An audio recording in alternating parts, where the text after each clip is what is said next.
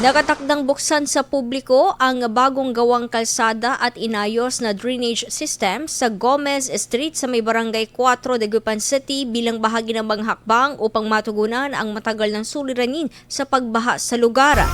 Ayon sa lokal na pamahalaan, inaasahang makatutulong ang proyekto sa pagpapabuti ng daloy ng tubig sa lugar at magbibigay ng mas ligtas at mas maayos na pagdaan para sa mga residente at motorista.